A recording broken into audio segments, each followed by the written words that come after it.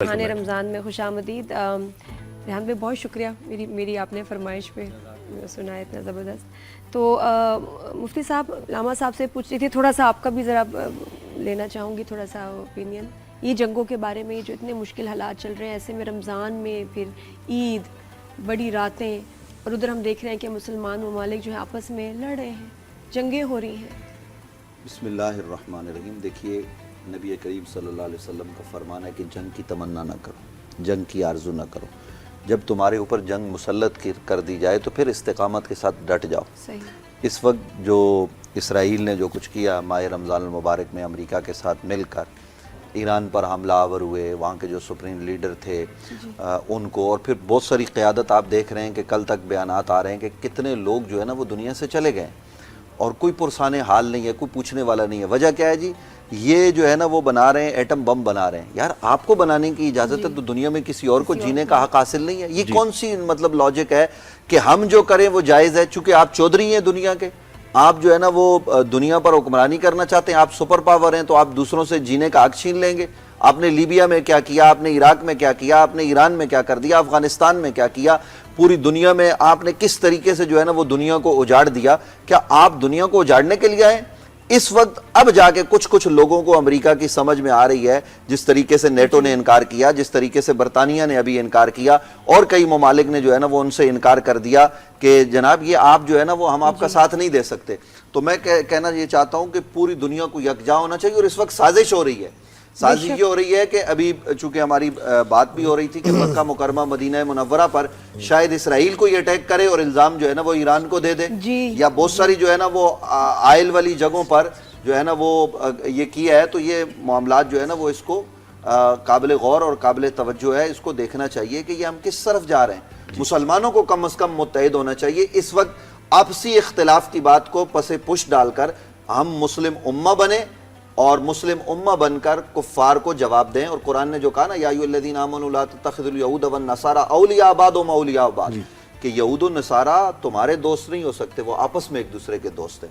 तो हम इनको दोस्त क्यों बनाते हैं, क्यों इन्हें राज की चीज़ें बताते हैं? मुसलमान कम से कम मुत्तहिद हो। वो ईरानियों को मार रहे हैं और ख़ुद अभी उनके बयानात आ गए ना कि जी हमें तो शिया सुन्नी की तफरीक नहीं है, वो ला इलाहा इल्लल्लाह मुहम्मद रसूलुल्लाह की बुनियाद पर उनको मार रहे हैं। फ़लस्तीन में गज़ा में कौन है? गज़ा में तो शिया नहीं है ना। गज़ा में कौन है? ज़्यादातर लोग सल्फ़ी हैं या फिर जो है ना वो अहले सुन्नत है या रसूलुल्लाह कहने वाले, उनको कत्ल किया जा रहा है।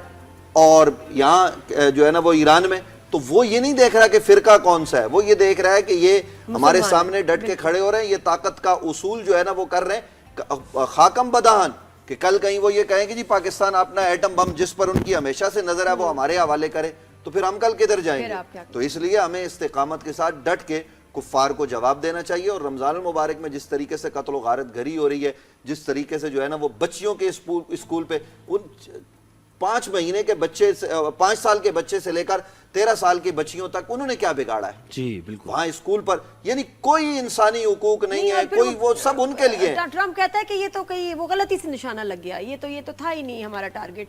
तो बड़े बुरे हालात हैं। और अभी ईद के बाद इंशाल्लाह राइज एंड शाइन जब हम शुरू करेंगे तो इस पे बड़ी डिटेल पे जो हमारा न्यूज़ शो है, मॉर्निंग शो, इस पे हम दुनिया भर से एनालिस्ट को लेंगे और बात करते हैं। और मैम काउंटिंग डेज के जब हम जाके दोबारा इंशाल्लाह वो सिलसिला शुरू करें, शो शुरू करें। एक तो देखें, एक सिचुएशन सूरत हाल ये है कि आप कोई जंग है दो फरीकैन के दरमियान और आप लाताल्लुक़ हो जाते हैं। अच्छा, लाताल्लुक़ी भी नहीं की जा सकती, लेकिन यहाँ पर कुछ कैफियत ऐसी है कि आप असिस्ट कर रहे हैं जालिम को, नजर आ रहा है कहीं ना कहीं हमें।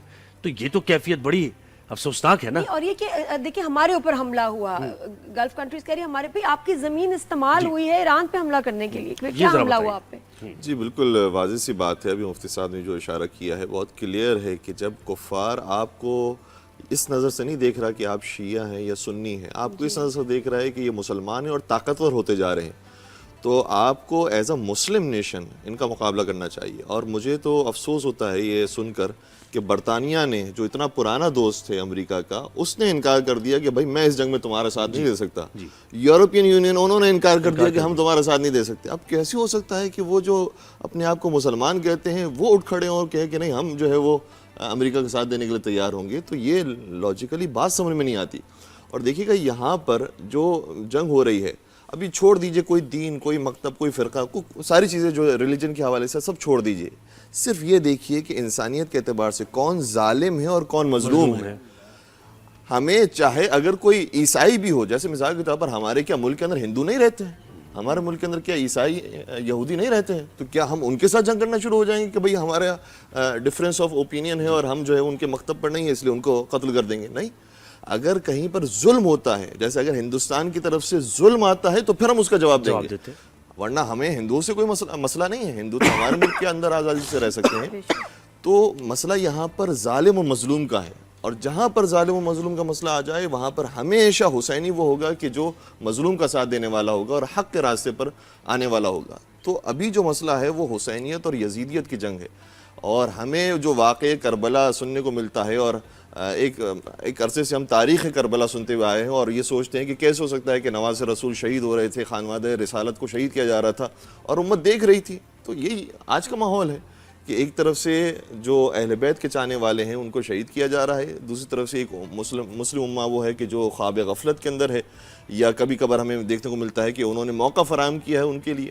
تو یہاں پر تو بہترین وقت ہے کہ جب آپ کے خود کے جو اپنے کفار الائز ہیں جب وہ آپ کا ساتھ نہیں دے رہے ہیں تو پھر مسلمان الائز کیسے کھڑے ہو سکتے ہیں ساتھ دینے کے لیے؟ ان کو تو بھرپور انداز میں اس کو جواب دینا چاہیے، اور یہ اچھا موقع ہے ان کو بے دخل کرنے کا کہ انہوں نے آ کر جتنا قبضہ کیا تھا آہستہ آہستہ اور موقع فراہم کریں کہ ان کے ساری بیسز کو اڑا دیا جائے، ان کے سارے مقامات کو ختم کر دیا جائے، تاکہ یہاں سے بالکل یہ ناسور پاک ہو جائے۔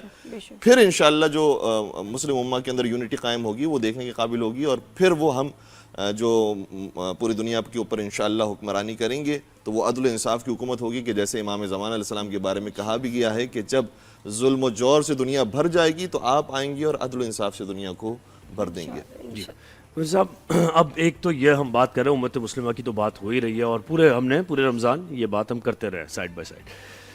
ابھی جو ایک اور چیز ہے وہ یہ ہے کہ عید الفطر کب ہے، یہ ایک بڑا سوال ہو گیا، ٹھیک ہے، $1 ملین کویسچن ہے، اور ہر سال ایسا ہی ہوتا ہے، مرکزی رؤیت ہلال کمیٹی بیٹھتی ہے، سب انتظار میں رہتے ہیں اعلان ہوگا نہیں ہوگا۔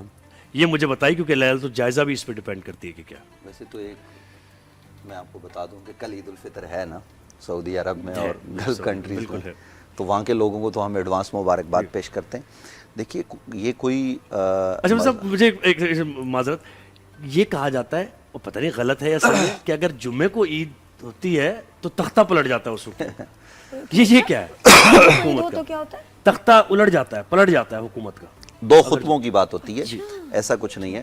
دیکھیے یہ کوئی مذاق نہیں ہے، یہ جو رمضان المبارک ہے یہ اس کے روزے رکھنا یا چاند دیکھ کر روزہ رکھنا، چاند دیکھ کر افطار کرنا، قرآن مجید فرقان حمید ایک بات کرتا ہے، یسألونک عن الحلہ قل ہی مواقیت للناس والحج۔